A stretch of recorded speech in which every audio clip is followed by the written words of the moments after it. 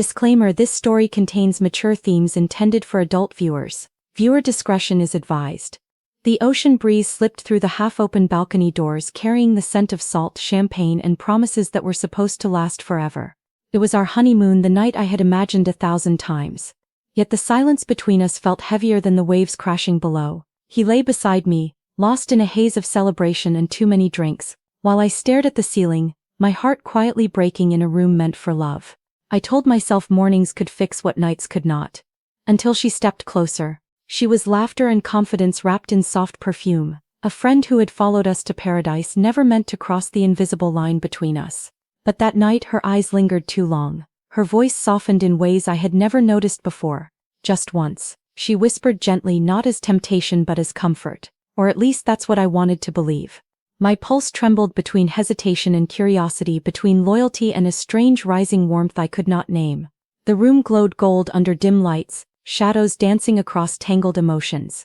A brush of fingers, a pause too long, a silence filled with unspoken questions.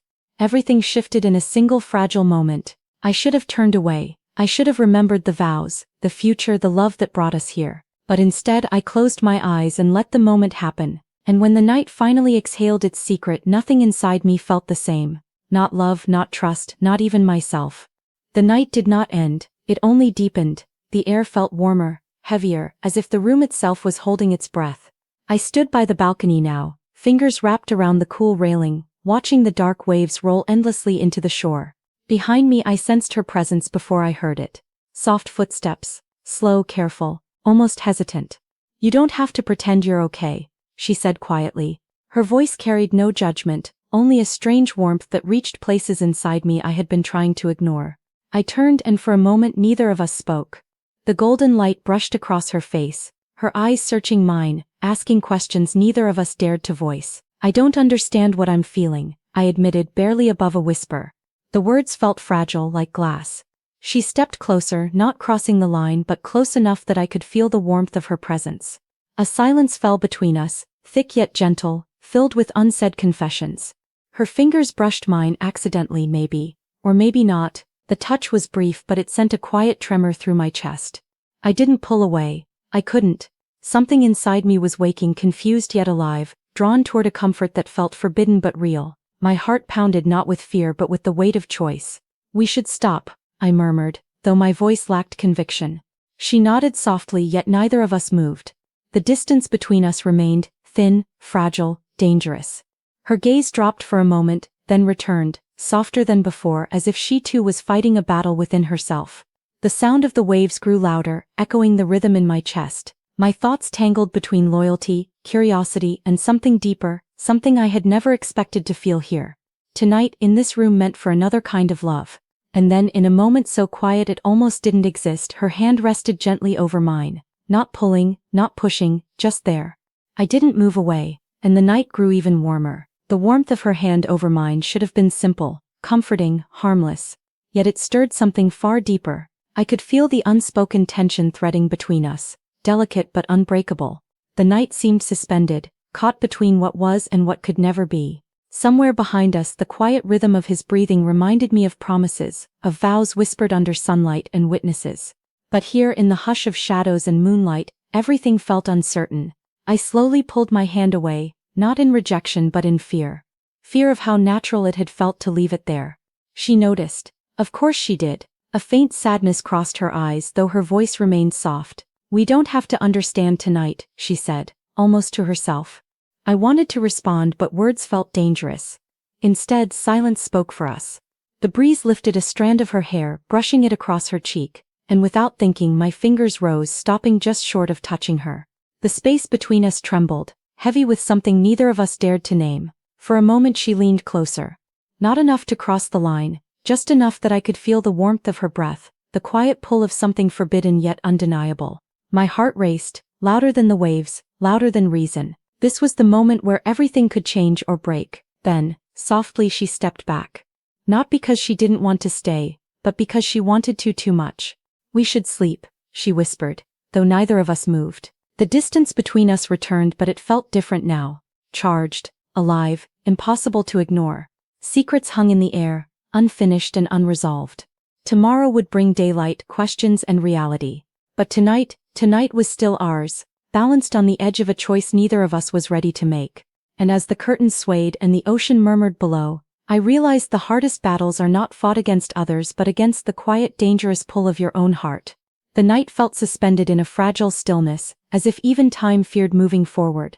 I stood by the balcony, the ocean whispering secrets below, my heart caught somewhere between memory and temptation.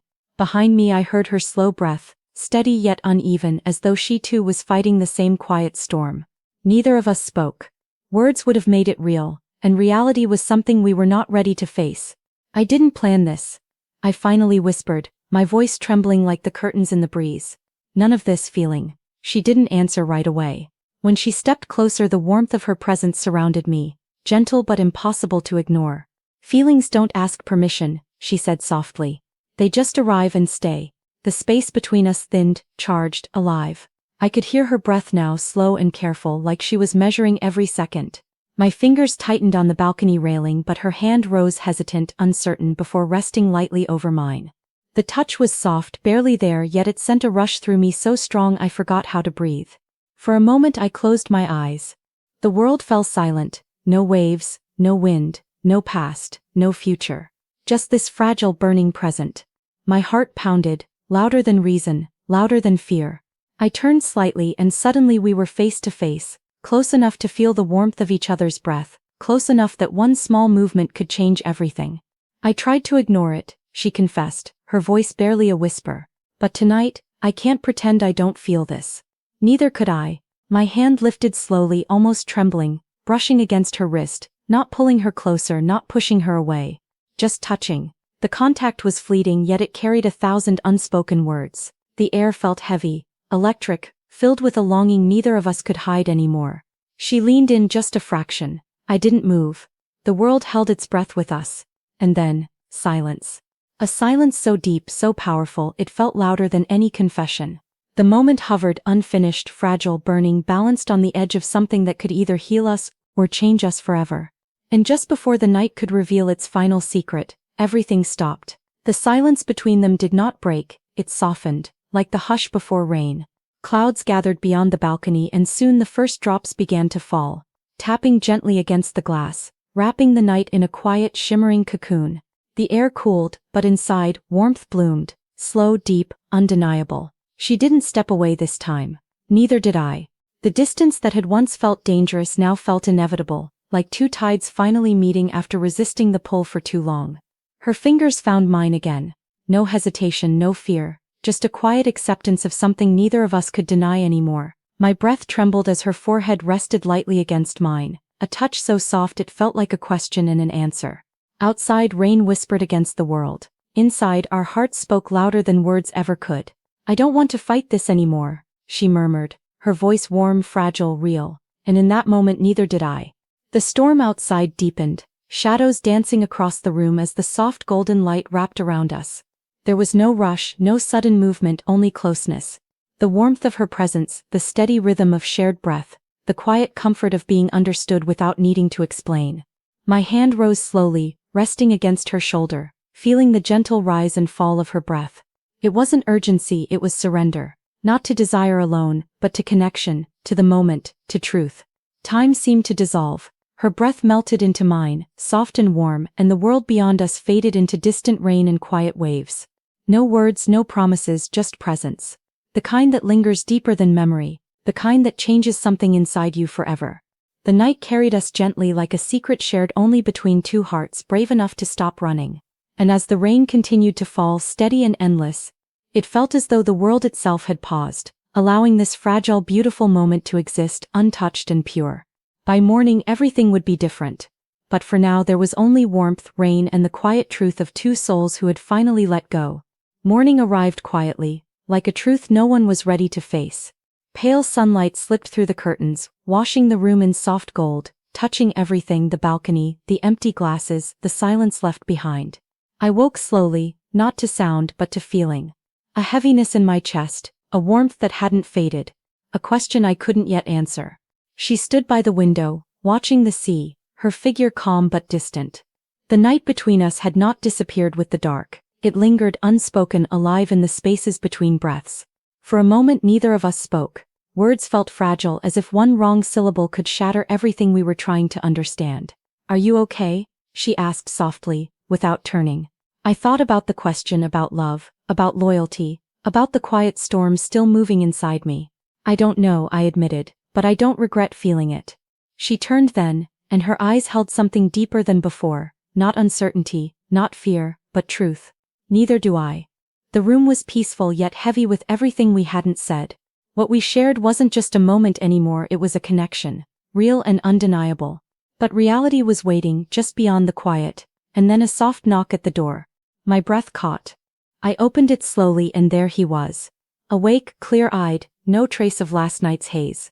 He looked at me for a long moment, then past me. Noticing her standing by the window, silence stretched between the three of us, fragile and sharp.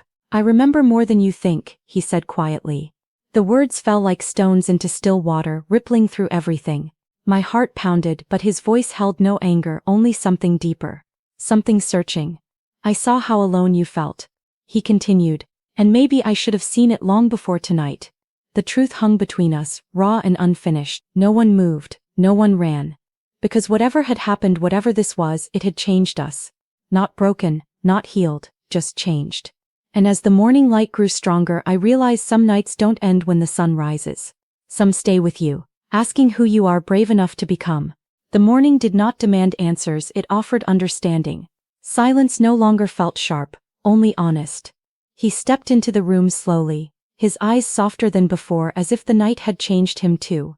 No accusations, no anger. Just the quiet weight of truth settling between three hearts trying to find their way back to peace.